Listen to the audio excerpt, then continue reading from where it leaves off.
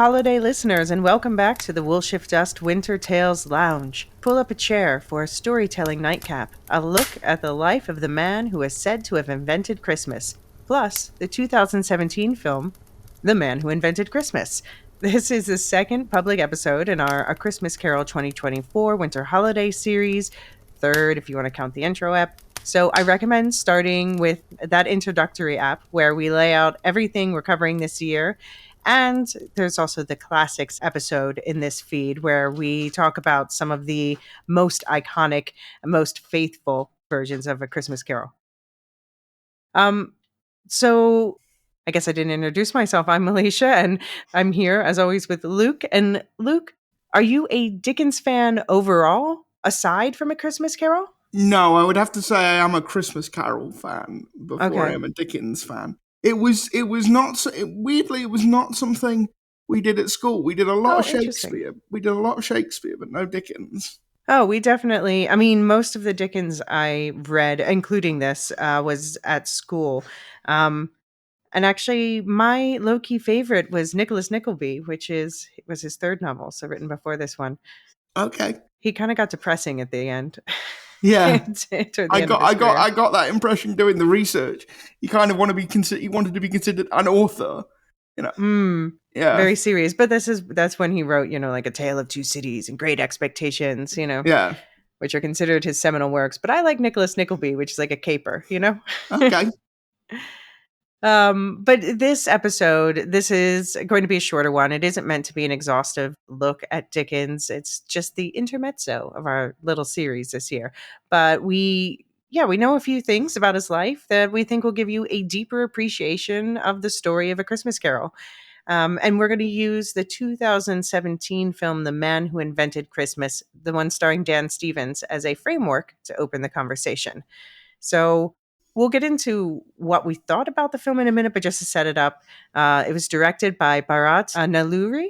And Nalluri previously got an Emmy nom for the HBO miniseries Tsunami: The Aftermath.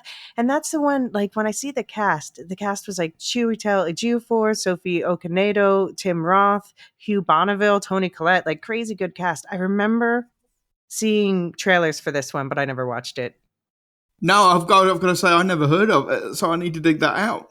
I remember there were like two Tsunami movies that came out at the same time, I remember the one with Ewan McGregor and Naomi Watts. I didn't watch that one either, yeah. And this was the other one, I guess. Okay. But Nalluri also directed the pilot of The 100. And The 100 is an imperfect show, but the pilot is not the problem.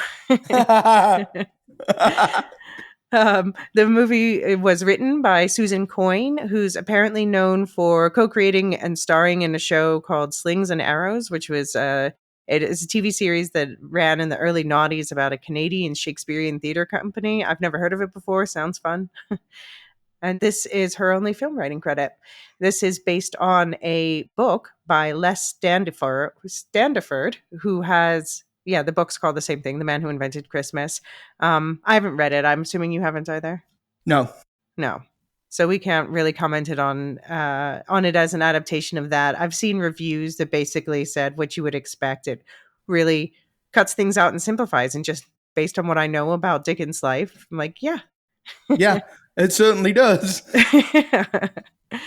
It's a Canadian-Irish co-production, and you can find it now on Disney Plus, or maybe Hulu in the US. I don't really know. Starring Dan Stevens and Morfydd Clark, and it's about Dickens writing the book A Christmas Carol, what his life was like at that moment, his childhood that led to that, basically the various influences that went into that happening and how it happened. So this was actually one of the first that you watched out of the whole bunch. Let's take a listen to what you thought then. So I've just finished watching The Man Who Invented Christmas, a fictionalized version of the writing process for A Christmas Carol. I quite enjoyed the film. It's very much a pastiche of ye olde Victorian England, but nothing wrong with that. It is one of those films that has every British actor that can stand and deliver lines. So we have Jonathan Pryce, we have Christopher Plummer, we have Ian McNeice, We have several others who I don't know their names, but they crop up everywhere. It's really a story about Charles Dickens dealing with his own childhood trauma, because his father was bankrupt and sent to debtor's prison, and Charles Dickens had to work as a bootblack as a small child. I don't know how true to life. I know that Dickens' father was bankrupt, and I know that he did go to the poorhouse. I don't know how accurate the rest of it is. Nevertheless, it was funny. It was touching. It was darker than I expected for a Christmas movie. It was slightly hallmarky in its portrayal of Victorian England, but I can forgive it that. On the whole, I enjoyed it. All right. Do you still feel the same way? Yeah, I do. And having done a bit more research, there are obviously bits of it that aren't true to life, but there are bits of it that are fairly close to. There are bits that are fairly close to the history. I mentioned in the introduction that Dan Stevens would make a great Doctor Who. Right. And if ever he was cast as Doctor Who, I think this should be his show reel, particularly when he's talking to the imagined spirits. Ghosts. Yeah. Yeah, there's something about the way he delivers that performance that is very high energy. It's very It's very Doctor Who. I mean, he could perform like some pharmaceutical terms and conditions, and I would sign up to watch. I love Dan Stevens. I also love Morpeth Clark. Others may know her best as Galadriel from Rings of Power, or she's also in some great horror films. But yeah, I would watch either of them just for themselves, so let alone together. I was really excited about this film. I ended up giving it 3 stars, which is okay. It's not bad. I said the concept and cast seemed ideal, and the actors really lived up to their roles, went beyond, really. The production design was incredible, and there were some really stunning lighting moments as well. It's just a shame that the story felt so stiltedly superficial and paint by numbers, given how much they had to work with. I found myself eager for it to be over despite starring actors I adore. Fantastic production design and some great, I already said the great lighting moments, but it bears repeating. I actually tried to look up who was in charge of the lighting, and that's apparently just not easy to find online. Lighting techs should get more credit. Yes. But yeah, I don't know. I guess I'm slightly less warm on it than you, but I'm glad I watched it. So a friend of a friend actually works at, I don't know whether he still does, but he certainly worked for years at Dickens World, which is the theme park / museum to Dickens in Chatham in Kent. I don't think I knew that existed, but now I really want to go to there. Yeah, no, he was one of the, it's like a little Victorian model village thing. He was one of the characters that was like one of the tour guides that took people around the model village in character. So I've seen him in the suit and the stovepipe hat and the fake beard and everything. That sounds like a lot of fun. I actually really enjoy that sort of thing. But yeah, so from the historical perspective, the movie does a decent enough job checking off the important points from his biography. I do like how they pay attention to how he pissed off Americans for a while and then won them back with this book, basically. We see his previous success from Oliver Twist, and yes, and that's also true, and Pickwick Papers and Nicholas Nickleby, but he did have some books that weren't making as much in between. They talk about his tour of the US, which was like a big thing because also, well, this is why he wrote the mean things about Americans, because he walked away thinking that Americans were basically too into money and celebrity and a bit racist and uncaring. Which, okay. Yeah, I grew up in the US.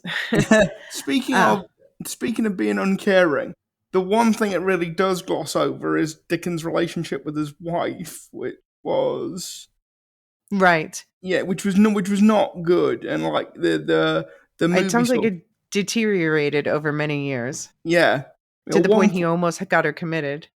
I think he got committed. Tried to Well, get a he committed tried on. to, but it didn't pan out. But that was a very, like, Rembrandt, the Yeah, painter. He did that to his wife. It was a very Rembrandt move. and Rembrandt was a also known. and Yeah. also like Dickens. I mean, Dickens had an odd relationship with women altogether because I don't know how true this is, but what I read was when his father was released from debtor's prison, his mother wasn't like as keen that he should come home from the bootblacking factory immediately, and like Dickens held that against her for the Oh, rest of his life. okay. I know that he did continue to work there. I just assumed that, yeah, they because basically, so his father got arrested and put in debtor's prison for spending too much money, and his mother and their brothers and sisters. He was the second of 8 children, and 2 of them died young, but so 6 who survived into adulthood, and so everyone but him and his older sister Fanny, who does that sound familiar from the from the book? Um, the rest of them basically had to move into debtor's prison with their father because that's like they couldn't afford rent. Yeah, Yeah, and and that lasted about a year, and then afterwards, and then yeah. So the good fortune was that his father's mother died, and they inherited some money. and Marshalsea Prison, the debtor's prison his father and his family was in, is actually part of Dickens' world. Okay. Yeah. Okay. Um, so it's like a historic building, but I think part of it is the gift. Part of it is the gift shop, rather amazingly tackily. Yeah. Well. mm, yeah. So much for not being commercial, but Yeah. yeah, I do just find it amusing that he went to the US, did some tours, wrote some books where he was perhaps a little too candid for our American cousins, as they put it in this film. And then he wrote this book, and then they're like, okay, we forgive you. And then he went back to America and did more tours. I mean, there is even a slight dig at the United States in A Christmas Carol when the ghost of Christmas Past turns up, and Scrooge thinks he slept Hmm. all the way through to the next day when it's none of his loan agreements would be worth more than the United States Treasury bond. Right. And that was because actually in the 1840s, the US was considered a massive credit risk Mm-hmm. because of fear of civil war over slavery, basically. So, like, the US government could only raise money but at like really exorbitant rates of interest. Okay. Hmm. And they also brought up a copyright lawsuit. In this case, over someone doing an unauthorized version of his Oliver Twist called Oliver Twisted. But this was a this was a constant problem for him at this time, and it also became a problem. We'll talk about it a bit more with A Christmas Carol because they didn't really have the protections at the time that people could copy these or could make an unauthorized play and earn more money off this story than he did. What did you think of the characterization of Dan Stevens as Dickens in this I mean, movie? he comes across both as incredibly likable, but also a bit of an ass, Yeah. depending on which part of the movie we're in and who he's talking to. He's clearly got a lot of like unresolved anger towards his dad, which is understandable. Mm-hmm. But like he's very much portrayed as like the tortured artist, Mm-hmm. which it's like no, you don't. You can be talented without being an ass. Yeah. Like, Well, what I get from, here reading about what other people said about him, his contemporaries, is that it seems like he probably had ADHD and he was just really overbearing for his own family, but then really fun to be around for people who spent less time with him.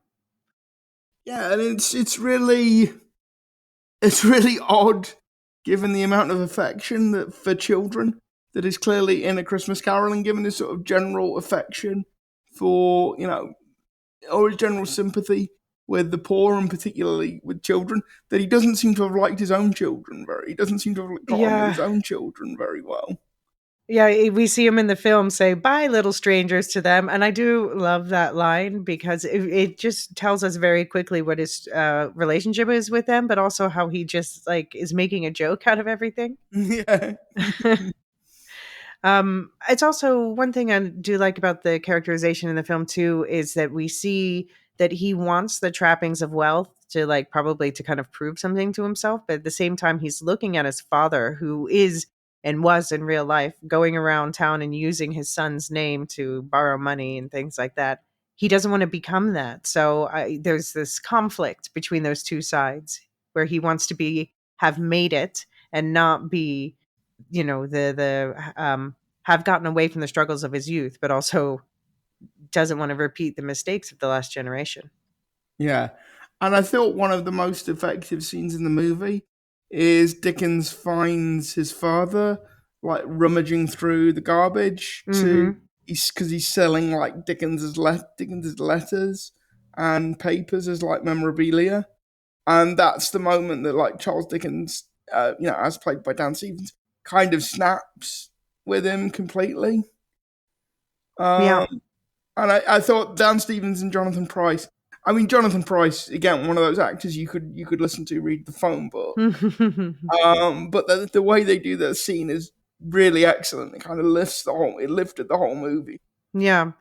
Well, it is a movie where I got more appreciation of what they fit into it after, because I watched the movie first and then kind of did a little deeper research after. And so, for example, there's a throwaway line about, he's like, "But I bought you a house," and and his parents still just want to be in London. And then you find out, oh yeah, he bought his parents a house in Devon, which looks like a very pretty place. And he thought that if they were away from the city, they would stay out of trouble. But then they just kept coming back to the city. Yeah, and like in the 1840s, Devon was a long way from London. Right. Yeah, no, the way, you brought up his relationship with his wife, Catherine, but I thought they portrayed that well also, where he was just careless toward her, like he just was indifferent toward her. Yeah. And he was attaching to they made up the character of the Irish nanny maid, whatever her job was. But apparently there are stories of him basically behaving like that, like say he sees some pretty young thing who captivates his attention for a moment, and yeah, and Yeah. his wife's just like, okay. I mean, I thought Monica Clark did a really good job with a part that didn't actually. She's not got that much to do, Right, in the movie, but she takes a relatively small part, and makes it bigger by her performance. I guess is what I'm trying to say. yeah, yeah, yeah. One change from the movie made that I do take issue with is they showed the raven. So he did have a raven named Grip. He actually had a succession of 3 ravens named Grip and an eagle at one point. But they showed his father basically trading something for, and giving that to the kids, and the kids wanting to keep it and stuff. In real life, the kids were afraid of the raven because it would bite their ankles, and like. But the first Grip was really smart and could, speak some words. But that Grip actually died in 1941, so 2 years before the events that are portrayed in this film. And Dickens thought that it died, that the raven died by drinking paint that had lead in it. And Dickens thought someone might have poisoned his raven. But he stuffed the bird and placed it on display, and actually he got a new raven, same name, but apparently he said this one was dumber, and eventually there was a third raven. But the first raven's remains passed from Dickens collector to Dickens collector and ended up with a Poe collector in Philadelphia. And it now is on display in the rare book department of the Parkway Central Library in Philadelphia. And it's believed that this raven is actually the inspiration for Edgar Allan Poe's The Raven. Because Dickens and Poe met twice in Philadelphia while he was touring the US. And, he told him about his raven and showed him pictures or like showed him drawings or whatever. And and people point out that, Poe's raven says nevermore, and they say that sounds like Grip. The raven would speak and said, "Never say die," and nobody. And at the end of the Dickens book, Barnaby Rudge, Grip makes a noise, and someone asks, "What? What was that? Him tapping at the door?" And someone responds, "'Tis someone knocking softly at the shutter," which sounds very much like the poem. So, rap, rap, Yeah. rapping on my chamber door. Yeah. Yeah.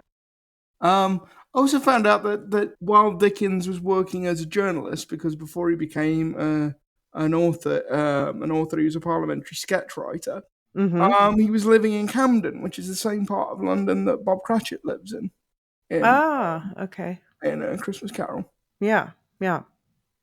So what did you think of the other characters other than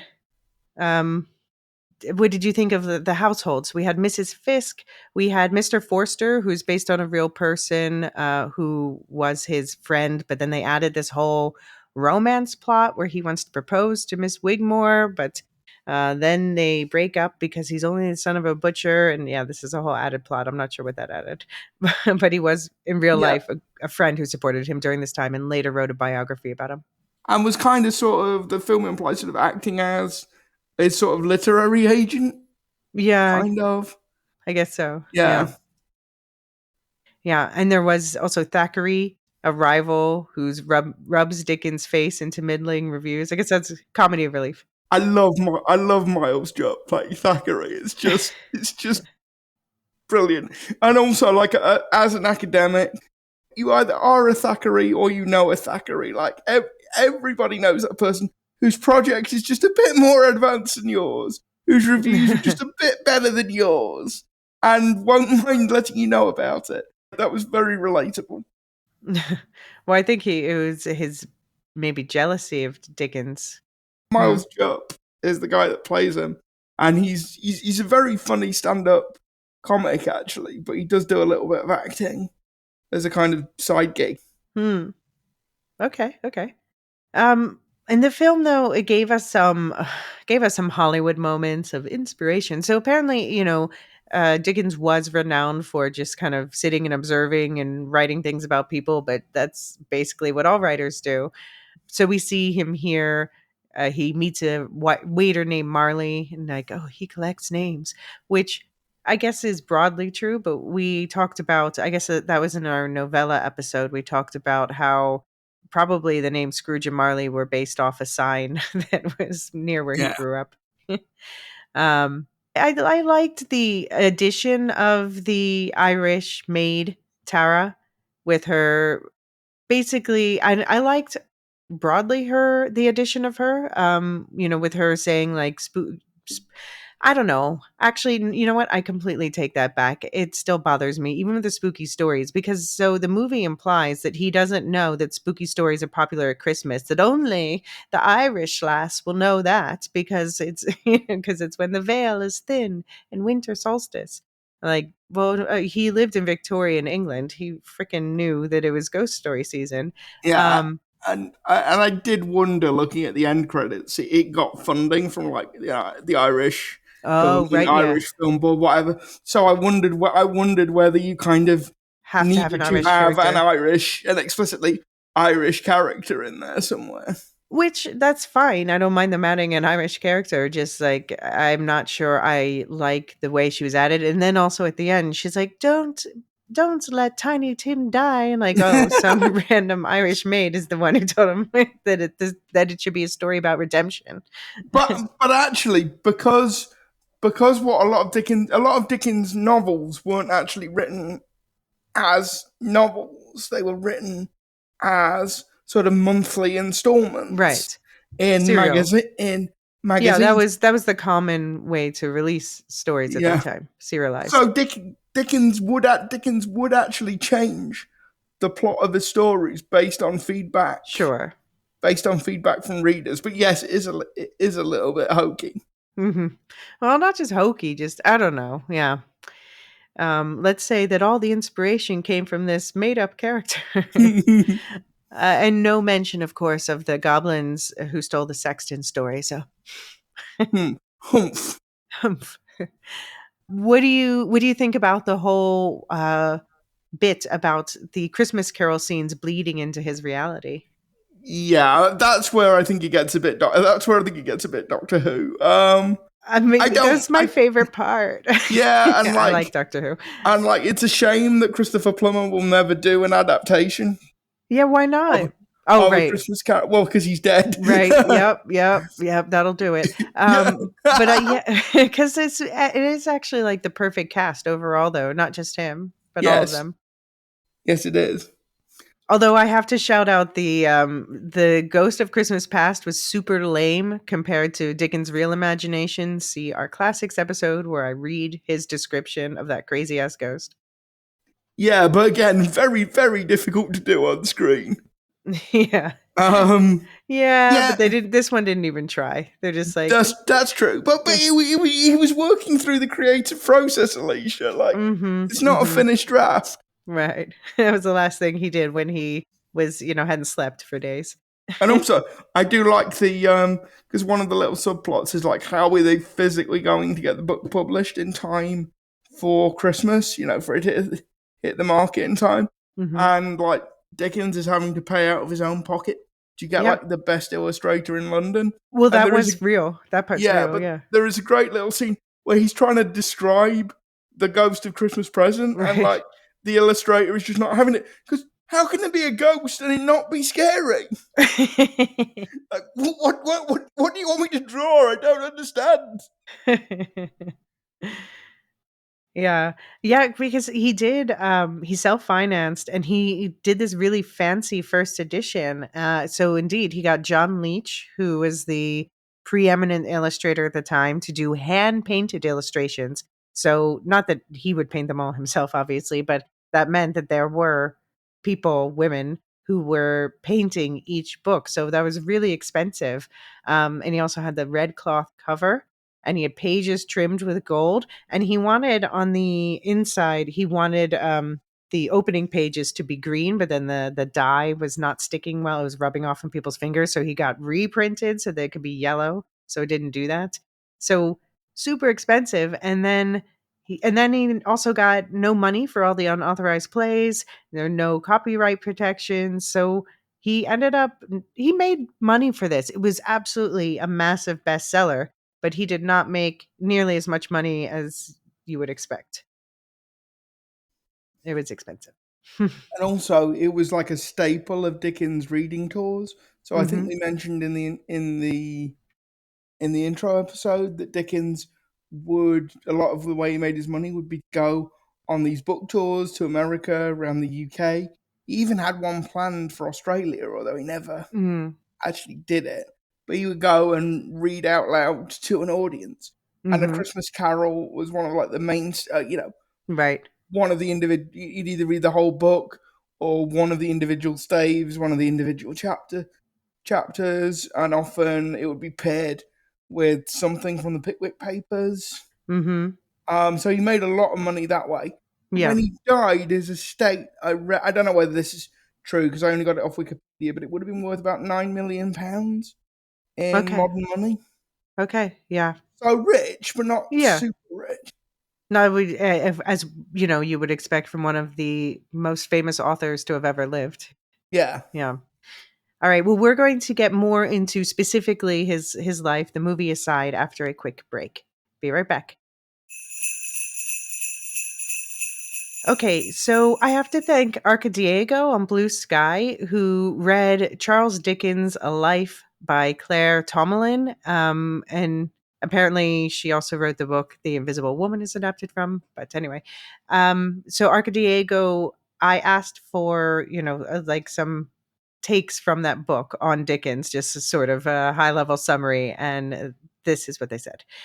He was really into the French Revolution and hated Queen Victoria, lol, which surprised me, to be honest. She was a big fan of his, though. He eventually met her because his daughter really wanted to be presented at court, but it was under a lot of duress. He didn't like the royals. He basically abandoned his wife and didn't have any real contact with her for years, and then hooked up with a teenager. He also didn't really want kids, but because Victorian times ended up with a bunch and just didn't really like most of them, Honestly, my main takeaway was that in terms of many social issues, except racism, he was terrible about that. He was a good person, but as a husband and father, he sucked. Sorry if I'm ruining your image of Dickens here. The epilogue of the book was really interesting because although sadly a lot of his children died, two of them lived into old age. His daughter spoke out about the difficulties of him being seen as a very compassionate man and of her having good childhood memories, but also knowing that he just didn't really care about some of them and seeing how he treated her mother. Whereas her brother really disapproved of her speaking out about it and thought that sort of stuff should be kept private. It was fascinating and sad. Dickens really did do a lot of good things for social issues, though. One fascinating story was about how he funded this home and school for women who wanted to get out of sex work, and how it didn't treat them like awful sinners as such places often did. So it was just very frustrating. So many historical figures would have been nicer if they'd been born after therapy had been invented. Yeah, well, and today if people would go to therapy. But yeah, I think that's a good summary from what I've heard, Yeah, what I've read. yeah, and he was clearly a guy with issues, and not surprisingly, he had a very traumatic child. He had a very traumatic childhood. Mm-hmm. But I do think it's a typical. If you are not decent as a person to the people around you, I don't really care all that much about what you believe. Mm. Like, you have to live that. You have to demonstrate it. And yes, Dickens did do a lot of good. He also helped establish Great Ormond Street Hospital and put it on a financial sound financial footing. Because he did a lot of readings around fundraising for Great Ormond Street Hospital. But there's a difference between liking humanity and liking people, and I think Dickens liked humanity, but he didn't much like people. Yeah. I mean, I guess though he probably did more good. We talked about this especially in our novella breakdown in the book club, but he probably did more good overall than, because it's not like he was awful to his wife, and I feel sad for that, but she had a good life with some independence. And Yeah, his that's true. children, like he went and did this thing for his daughter because she really wanted to be presented at court even though he hated it. He was um I don't mean to make apologies for him. I'm just saying people are complex, so I don't want Yeah, to write off things just because, yeah, he was definitely also a bit of an asshole. Because you know what, when I defend people, I think part of me is worried that I'm also a bit of an asshole. So I hope people give me the grace that I would give to others. Um, anyway, he was born in 1812, so he was 31 when he wrote A Christmas Carol, but he only lived to be 58 when he died of a stroke. And apparently, he really looked much older at that point. Like he was aging rapidly because of his lifestyle, or yeah. a lot of travel, a lot of Mm-hmm. travel in an age when that wasn't common, and a lot of very hard work as well. He was constantly touring the country. Yeah. And his older sister, Fanny, by the way, or which is short for Frances, she did have a sixth son named Henry Burnett Jr. So we saw in the film this character, and it was implied that Tiny Tim was based off of him. And yeah, that's probably true. And he had tuberculosis, so maybe that's what Tiny Tim had also. But then, yeah, it doesn't matter if Scrooge helps because you don't cure Yeah, tuberculosis. you don't cure tuberculosis in the 1840s, Mm-mm. unfortunately. Yeah, so maybe it wasn't that. But yeah, we talked already about the debtor's prison, but even though that was only a year of his life, he was forced to leave school and work in a factory for a while that, doing labels on these blacking tins. And that was when he was 12, but it affected him forever. And he is famously quoted as saying, "I know I do not exaggerate unconsciously and unintentionally the scantiness of my resources and the difficulty of my life. I know that, but for the mercy of God, I might easily have been, for any care that was taken of me, a little robber or a vagabond." So he's basically saying, if that inheritance hadn't come through and things turned around, or, anything had gone wrong, he could have been his whole life could have turned out differently. And I guess that's why he wanted to give people in those situations a second chance. Yeah. Hmm. Yeah. And he was a journalist before he was a fiction writer, so he was really studying these social issues, and he was especially horrified by how poor women and children were treated. And it's said that, and I talk about this in the novella episode with the song, the Tiny Tim song. But one of the main inspirations was a talk that he saw in Manchester in 1943 about, the rights. 1840. 1843. Yes, he was very old. He came back as his ghost, and then 1843. That about the working conditions, and factories and such. At the same time, one story that kept coming up. Did you come across this about where his dad pointed out a house, or he liked a house, and his dad said, and when he became rich enough, he bought it. Mm-hmm. And also apparently he liked the fact the house is mentioned in Henry VI, Part 1 in Shakespeare, and Dickens got a real kick out of the fact he was living in a house that was mentioned, and it was mentioned in Shakespeare history. Okay. So I want to pivot to another question, but do you have any other thoughts on Dickens' life itself? No. Okay. So the main question that we have to ask now is, did he invent Christmas as the movie claims? No. I mean, no. No, Was he didn't. he extremely influential in what we think of Christmas today? Yes. Yes, he was. I mean, even humbug, that wasn't a word he invented. That was a word used by P.T. Barnum before that, and The Wizard of Oz had it before this book. And wasn't The Wizard of Oz written after? Oh, right. The Wizard of Oz was 1900. Yeah, okay, that's fine. But P.T. Barnum was already using it. Okay. He didn't invent it. But yeah, Christmas itself, famously, a lot of people say it takes elements from pagan festivals, especially the Roman festival Saturnalia, which was like a solstice party holiday where people used green garlands and light decorations and gave presents. They especially gave candles to the children and the poor, but, presents. But there are some links, some people debate it, but no, I think, definitely it just makes sense. On winter solstice, it's the darkest time, people want to celebrate, let loose, feel cozy, connect with people.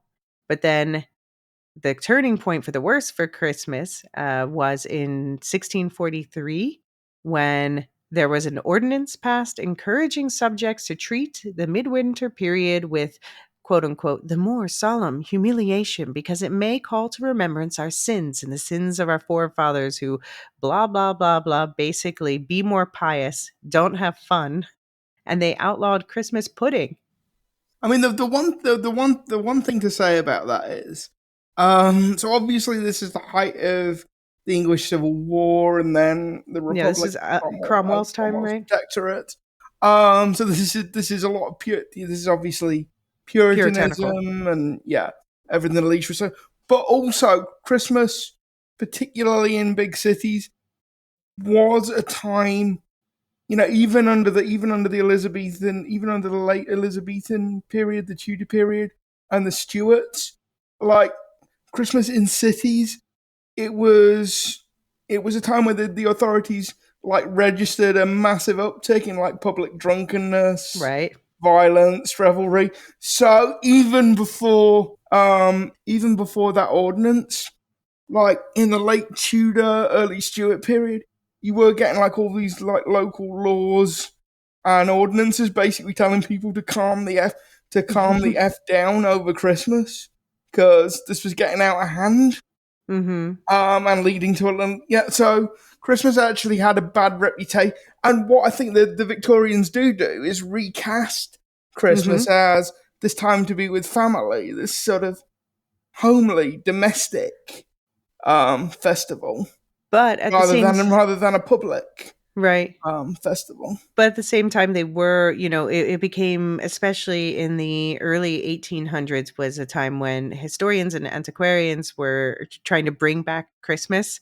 And they held, they would idolize the Tudor Christmases, basically, like the Elizabethan era. They were like, that was peak Christmas. We should get that back. But then, they kind of picked and chose which aspects of it they incorporated Yeah. into the modern version.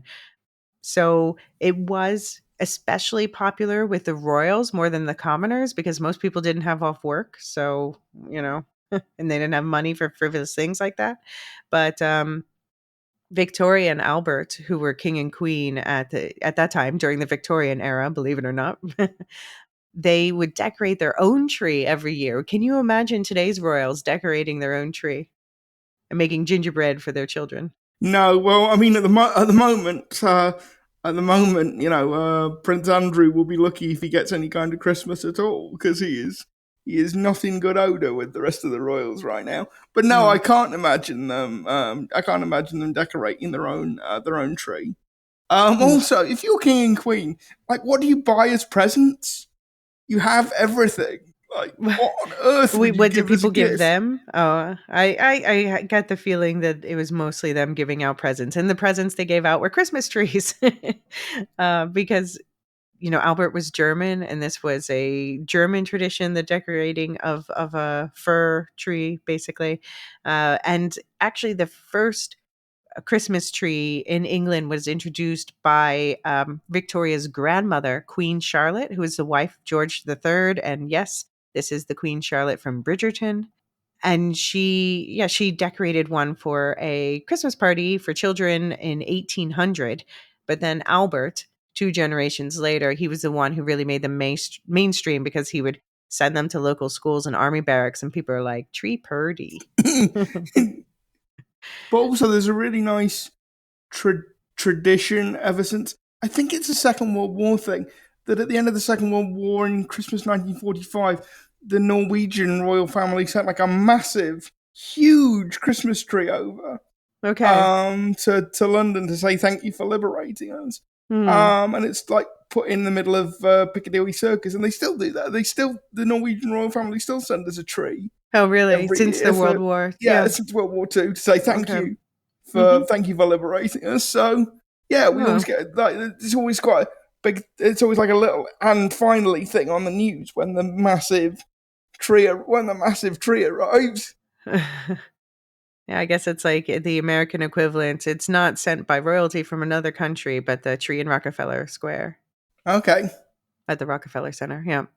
But back in Victorian times, mistletoe was a thing. I was kind of surprised to learn that.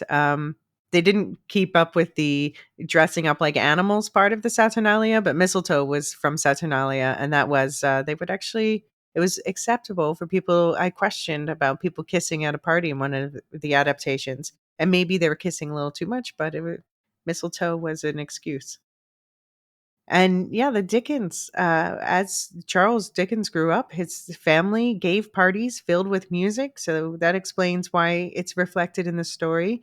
And this was really like the prime period where people were gathering folk songs, and especially the British Isles. And they would take classic old melodies and put new words to them. And this is when Christmas carols started to become very popular. And Christmas cards as well. Yeah, so the first Christmas card, by complete coincidence, was quote unquote invented by Henry Cole in the same year, 1843, as A Christmas Carol was published. And he was just basically like, I have too many contacts. We need to standardize this Christmas message. In 1840s is also when the Christmas cracker came into use in the UK. Luke, Americans don't know what this is. Will you explain to them? Okay, so how do you explain the Christmas cracker? Okay, a Christmas cracker is it's a cardboard tube wrapped in wrapping paper, and it has like a small fuse inside, and you pack it with like party tchotchkes, so like paper hats, a joke, a little puzzle, or a little game, and then one person takes one end of the cracker, one person takes the other end of the cracker. you pull the little charge goes off, so it makes a little bang. Yeah. And one person gets the end with nothing in it, and one person gets the end with all the tchotchkes in it. Yeah, I've never experienced it, but I've seen it on British movies and stuff. Yeah. Yeah. Something that Americans are more familiar with is 1867 was the first department store Santa. But really, I think what we think of as like the American side of the Christmas influence, that comes especially from a certain 1823 poem called A Visit from St. Nicholas that starts, "'Twas the night before Christmas, when all through the house not a creature." I do actually have the entire thing memorized. But after we're done with this stuff, we have to do a year that we dedicate to that. Oh, really? There's enough. What? There's enough media around that. Maybe it won't be as extensive a series, but I definitely grew up with especially a Rankin Bass version. Okay. Short, yeah. I only know that because it's at the end of National Lampoon's Christmas Vacation when he does the "'Twas the night before Christmas." Oh, really? It wasn't like prevalent at all growing up? No, it's not a thing you get. It's not a thing you get in the UK. Okay, all right. Well, but this was that poem is one of the main things that, they took the Dutch version of Sinterklaas, which actually looks more like popish, with the tall hat and the robes and stuff, and described, this version. And then, of course, Coca-Cola in the 1930s really cemented what we think of as Santa looking like. Holidays are coming. Holidays. Yeah, you always know it's Christmas when you get the. In the US, did you have the Coca-Cola ad with like the big truck of Coke, I guess so. Santa on rolling into town? Yeah. That sounds like a few of them. Yeah. But it was interesting that at this time in the Victorian era in the UK, Father Christmas was seen similarly to the Ghost of Christmas Present. Like it was more like this green man, pagan, with food and merriment and boughs of holly in his hair. And according to my grandparents, at any rate, that was true like well into the 1930s. So it really took. Like the red. Oh, it's Coca-Cola. Yeah, that is the power of Coca-Cola. That basically that was completely displaced in like the 1950s. You do stockings as well? Yes. Okay. Apparently that started in the 1870s, and I guess it came via France and the US. I'm not sure between France and the US which was first. I think probably France. So, yeah, did Dickens invent Christmas? Obviously not. To be honest, he played a sizable role in shaping it into what we celebrate today, but just a sliver of it still. Mm-hmm. Any final thoughts on Dickens and Christmas? Just that, it would be very hard to imagine what Christmas would be if A Christmas Carol didn't exist, or if all we had was the Sexton story, which, let's face it, is not. It's very much a prototype. Right. Yeah. Right. Does not have the warm-heartedness at all. No, it really doesn't. Well, we do have a couple pieces of feedback, so now opening the listener feedback channel. We didn't get a chance to collect much feedback. To be honest, I didn't really leave enough time for that between when I released the first episode and when we're recording this one. So if you still want to send in more feedback, we would love to hear it. And we will have a special section in the next Silo feedback episode, mailbag episode. So our first piece of feedback is from the TCS. Listened to the pod this morning and now watched all the A Christmas Carol shorts you're covering. To be honest, not a thing I thought I'd ever do, but you and Luke definitely got me interested. I really liked them and was amazed at how different they all were. I have to own that I've not read the book, correcting that now via audiobook. So not having read it, I'm assuming each version included different portions to focus on, which I find really neat. And one reason I'm listening. I was impressed with the early 20th century tech in those original adaptations. It's a really good reminder of how amazing that must have been and how amazing the world is now. The 1971 short was my favorite, and likely the one I'm most familiar with, although it's also the only one where Scrooge doesn't actually intrude on the Cratchit family Christmas with his presence, which I've always considered rude, and which interjection does not come from the book. Thanks so much for doing this. The shorts were a great way to spend a Sunday morning. Well, thank you, the TCS. All right, any thoughts about the TCS feedback? Yeah, thanks for the feedback, TCS. And I'm glad we could enliven your Sunday morning. Yeah, very curious to hear if you keep watching the others and what you think. We also heard from Maureen D. Do many people hate the Jim Carrey Disney version, which, by the way, it's not one of the ones we're covering this year? It's often not included in these discussions. It's one of my favorites, especially the way the sign ages and the floor opens up with Christmas present, and Christmas past is closer to the book, too. I started reading The Man Who Invented Christmas, and I liked the film adaptation of it so much more. And yeah, Maureen, I would love to hear why you like the film adaptation so much more, because again, I haven't read the book, so I'm very curious about this. But yeah, I think the Jim Carrey one that's from 2009. It's on Disney. It's an animated one, and it's supposed to be extremely faithful. And it was one of the ones that just missed the list this year, but it's on the list that I've already put together a proto list for next year, and it's on it. Yeah, sorry, we couldn't possibly cover every single adaptation of A Christmas Carol. We'd have had to have started in like September. Yeah, at least. Paul Ken says, just downloaded the book, never read it, had no idea It's a Wonderful Life was based on A Christmas Carol, which, yeah, I said that offhand, and it's, I mean, I wouldn't say based on, but inspired by, let's say. Yeah, inspired by is a better. Yeah. And he says his favorite Christmas gift was space Legos. So I need to know what kind of space Legos, because I looked up, I Googled space Legos. Of course, there's Star Wars. Yeah. But there's also, you can make rockets and things like that. But then also the coolest thing I saw was somebody did the Milky Way galaxy. Or there's actually a kit you can buy to do the Milky Way galaxy. And it's sort of this like almost textured Lego painting. Okay, if we don't see that as a relic at some point in Silo, I feel that would be a missed opportunity. Yeah, I suppose it depends on Lego licensing deals. Yeah.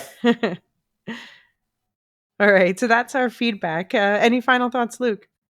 No. Okay. Well, we have one more episode coming in this series for this year anyway, and that is the twists. So the twists we're covering this year is Scrooged, Flintstone's Christmas Carol, A Diva's Christmas Carol, A New Diva's Christmas Carol, It's Christmas Carol, Spirited, and Scrooge, A Christmas Carol. And you can find links to all of those in the intro show notes, or not to all of those actually, but to a bunch of them. And you can find the full list of everything that we're covering in the intro episode, and we talk through it there.